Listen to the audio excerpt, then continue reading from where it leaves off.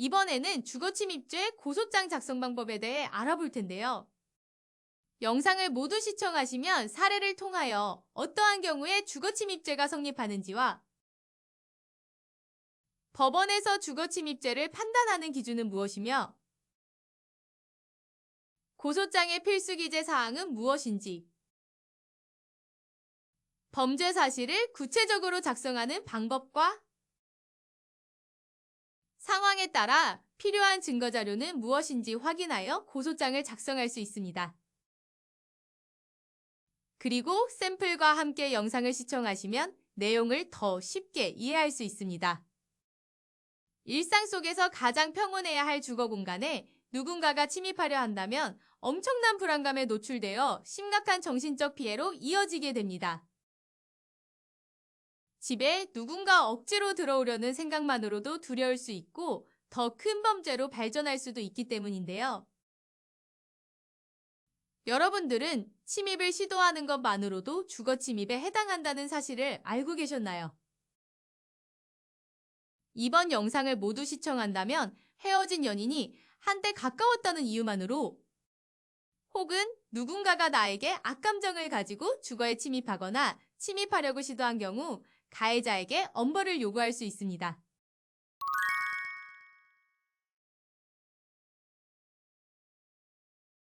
대학 동기에서 연인 사이로 발전한 양모양과 백모군은 동거까지 하게 되었습니다.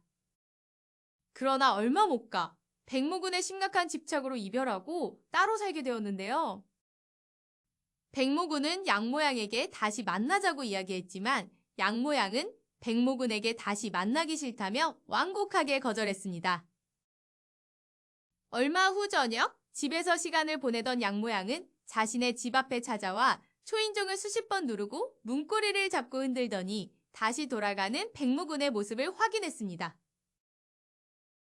그리고 백모군은 3일 뒤 늦은 저녁에 또다시 찾아와 양모양의 현관문을 두드리고 도어록 비밀번호를 누르다가 문을 열지 못하자 발로 문을 차고 돌아갔는데요. 양모양은 이러한 백모군의 행동에 겁이 났지만 자신이 반응하지 않으면 백모군이 다시 찾아오지 않을 것이라며 스스로 안심시킬 수밖에 없었습니다. 그러나 며칠 뒤 저녁 양모양의 집에 초인종이 울림과 동시에 문 너머로 택배를 배달하러 왔다는 목소리가 들려 문을 열자 백모군이 문 앞에 서 있었는데요. 양모양이 놀라 현관문을 닫으려 했지만 백모군은 문을 닫지 못하게 문 사이에 발을 끼워 넣었고 한참 실랑이를 벌이다 양모양이 경찰에 신고할 거라 말하자 그제서야 백모군은 자리를 벗어났습니다. 양모양은 이후에도 자신을 용서해달라면서 계속 집으로 찾아오는 백모군의 행동 때문에 불안함과 두려움 속에 살게 되었는데요. 결국 양모양은 백모군으로부터 다른 피해가 발생하진 않을까 하는 마음에 백모군을 고소하기로 결심하였습니다.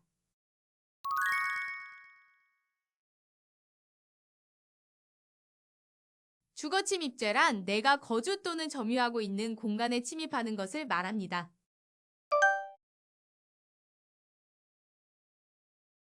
그리고 우리 대법원은 신체의 일부라도 타인의 주거 안에 들어가 거주자가 누리는 주거의 평온을 해한다면 주거침입죄에 해당한다고 판결했는데요.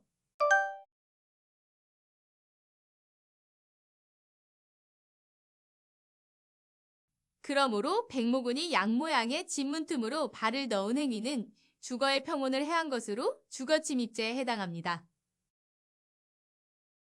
또한 집에 침입하려 수차례 도어록 비밀번호를 누르고 문고리를 잡아 흔든 행위 역시 주거의 평온을 해한 것이기에 주거침입죄에 해당한다고 주장할 수 있는데요.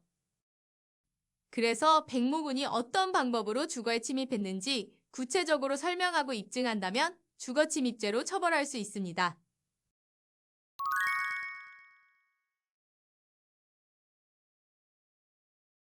그럼 위 사례에 맞춰 고소장 작성 방법에 대해서 살펴보겠습니다. 우선 고소장이란 범죄의 피해자 또는 고소할 권한이 있는 사람이 범죄 사실을 수사기관에 고소하기 위해 제출하는 서류입니다.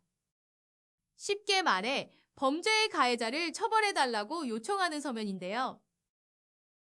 그렇기 때문에 고소장을 작성할 때는 가해자의 범죄 사실을 구체적으로 기재해야 합니다. 먼저 고소장을 작성하기 위해서는 아래와 같은 순서로 목차를 설정합니다. 고소인이란 고소를 하는 사람으로 고소인의 신분을 확인할 수 있는 사항을 기재합니다. 피고소인이란 고소를 당하는 사람, 보통 범죄 가해자를 말하며 피고소인을 특정할 수 있는 사항을 기재합니다. 이번 사례에서 피고소인은 고소인과 교제했었던 사이로 이름과 연락처만 알고 있었는데요. 피고소인의 주소와 같은 인적사항을 전부 알지 못한다면 우선 알지 못하는 사항은 불상으로 기재하고 알고 있는 가해자의 연락처를 이용하여 피고소인을 특정하여 달라고 요청할 수 있습니다. 그러나 피고소인을 특정할 수 있는 정보를 전혀 알지 못한다면 수사기관에 진술하는 과정에서 피고소인을 특정할 수 있는 방법을 찾아야 합니다. 고소 취지와 관계 법령은 피고소인을 어떠한 법령에 의하여 고소하는지, 그리고 이로써 피고소인의 처벌을 구한다는 취지를 기재하는 항목입니다. 그러므로 이번 사례는 형법 제319조 주거침입죄의 법령을 기재하였습니다. 범죄 사실은 본격적으로 사건 발생 경위에 대해서 기재하는 항목입니다. 그리고 피고소인의 범죄 행위를 설명하는 부분이므로 고소장에서 가장 중요한데요. 그래서 범죄 사실을 구체적으로 기재하기 위해 소목차를 만들어 정리하는 것이 좋습니다. 다음은 범죄 사실에서 반드시 들어가야 하는 내용의 소목차인데요. 작성한 소목차에 따라 범죄 사실을 어떻게 작성하는지 확인해 보겠습니다. 첫 번째로 고소인과 피고소인의 관계는 사건의 배경을 파악하기 위해 필요한 항목으로 고소인과 피고소인이 서로 어떤 관계인지 기재합니다. 그래서 이번 사례는 고소인과 피고소인이 과거의 연인 관계였던 사실을 기재하였습니다. 이 사건의 경위는 사건이 발생한 일시와 장소, 피고소인이 어떤 방법으로 범죄 행위를 저질렀는지 구체적으로 작성하는 항목인데요. 이번 사례를 예로 들면 피고소인과 고소인이 만나고 헤어지게 된 경우, 이후 피고소인은 고소인의 집에 찾아와 초인종을 누르거나 도어락 비밀번호를 눌러 침입을 시도한 사실, 그리고 피고소인이 문틈으로 발을 넣어 고소인의 집에 침입한 사실, 이후 피고소인이 또다시 고소인의 집 도어록 비밀번호를 눌러 침입을 시도한 사실, 그로 인하여 고소인이 고소하게 된 경위를 시간 순서에 맞춰 기재하였습니다. 피고소인의 범죄 행위는 피고소인의 행위가 주거침입죄에 해당함을 설명하는 항목입니다. 피고소인이 고소인의 집에 찾아와 문을 두드리고 도어락 비밀번호를 누르거나 문틈으로 발을 넣는 행위는 모두 고소인의 주거에 평온을 해한 것인데요. 그래서 관련된 판례를 덧붙여 피고소인의 범죄 행위를 더 명확히 진술하였습니다. 그리고 이번 사례와 같이 개인이 증거자료를 수집하기 어려운 상황이라면 CCTV와 같은 피고소인의 범죄 행위를 입증할 자료에 대한 조사를 요청하여 수사를 도울 수 있습니다. 고소인의 피해 상황은 피고소인의 범죄 행위로 인해 고소인에게 발생한 피해 상황을 기재하는 항목입니다. 만일 정신적 피해로 정신과 진료를 받았다면 진단서 또는 진료 기록을 증거자료로 함께 제출합니다. 그리고 이번 사례처럼 고소인이 불안감과 스트레스로 일상생활에 심각한 지장을 받고 있다면 탄원서에 상세하게 기재하여 피고소인의 엄벌을 구할 수 있습니다. 소결론에서는 지금까지 기재한 범죄 사실들을 요약하여 고소인과 피고소인의 관계, 사건 발생 일시, 장소, 피고소인의 범죄 행위를 간결하게 기재합니다.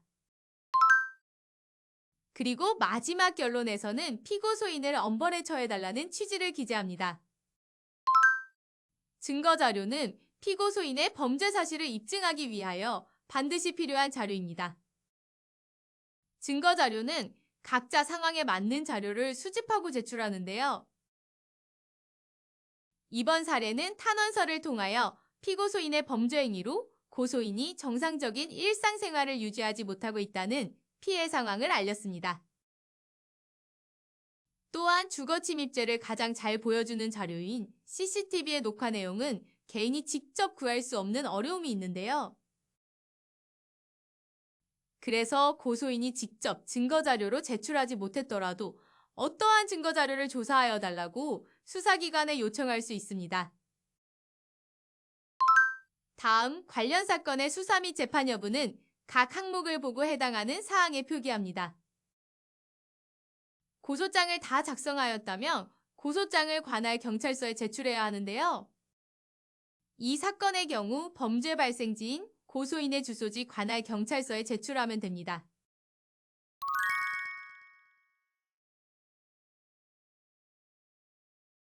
이번 영상에서는 주거침입죄에 대한 고소장 작성 방법을 알아보았는데요.